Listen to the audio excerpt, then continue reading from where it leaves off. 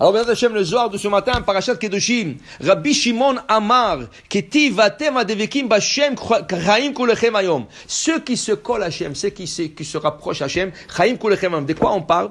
Dit le Zohar, il dit que y a Hashem envoie des neshamot sur terre. Le meilleur neshamot qui descend sur terre, c'est le vendredi soir. Le meilleur âme qui descend sur terre, c'est le vendredi. Ça veut dire qu'une femme qui conçoit le vendredi soir, son bébé est tzaddik. La Gemara le dit. Mishenolad beshabbat, il est tzaddik. Nolad.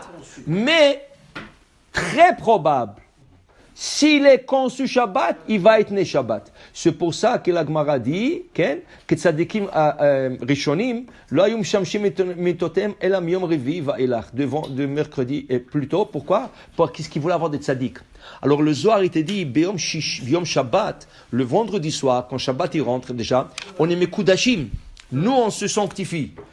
Alors tu te sanctifies physiquement, toi et ta femme, et la neshama qu'Hachem envoie, elle est kedosha. Là, tu as un potentiel extraordinaire d'avoir un tzaddik. Maintenant, c'est le libre choix du petit aussi, ou la petite.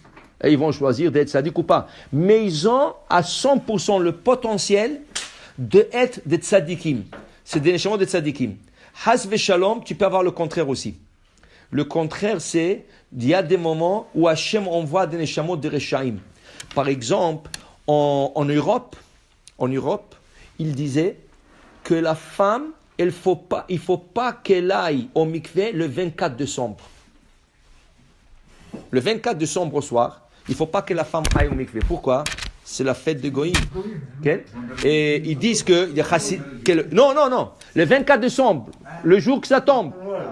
Okay? Maintenant, pourquoi? Ils disent que regarde, même des Ashkénazes, pas des Séfarades. Les Séfarades, on n'a pas du tout cette coutume.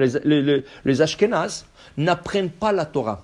Pourquoi? Ils disent que toute la Torah que tu apprends le 24 décembre, marchement, il reçoit de la force de ça. Comme il avait une source juive, on dit qu'il prend, c'est le jour de son anniversaire, alors il prend la force de ça. Nous, les Séfarades, on ne croit pas en ça. Et même le rabbi de Lubavitch, il a écrit une lettre, le rabbi de Lubavitch, que ça ne concerne pas le séfarade. Rav Ovadia Yosef, il a un livre qui s'appelle Alichot Olam. Là-bas, il ramène toute la tchouva du rabbi de Lubavitch. Il a dit que cette coutume ne concerne pas le séfarade, que les gens de l'Europe, les Ashkénazes de l'Europe. Hein? Parce que c'était une coutume chez eux comme ça, ils croyaient en ça, et ils disaient qu'il y avait toutes sortes d'incidents qui leur arrivaient. Alors ils avaient cette coutume. Alors ils n'étudient pas la Torah le 24. Et ils disaient aussi, alors il ne faut pas que la femme aille au mikvé le 24 décembre, au soir, pour que Naneshama, Haz Veshalom, n'aura pas une parcelle de celui-là. Okay? Le Khatam Sofer, qui était hongrois, il était de l'Hongrie, il a dit, non, tu ne peux pas empêcher une femme d'aller au mikvé le jour, la date, tu ne peux pas retarder. Okay? Maintenant, si elle se met d'accord avec son mari, elle dit, non, tu sais, le mari dit, tu sais, je veux pas ça, je le dimionne. Et elle dit, moi aussi, je le dimionne. Et il se met d'accord de repousser le mikvé pour un jour de plus. Ok, ça va. Mais si il demande la question, même aux Ashkénazes, est-ce qu'on peut aller au mikvé? Halachiquement, c'est pas interdit. C'est pas interdit. Mais on te dit que, peut-être, il y a une influence quelconque avec lui, avec le gars, tu comprends? Il y a des jours de l'année où on ne peut pas être avec sa femme. Tisha B'Av. Hein? Quand il y a une brique le 24 décembre.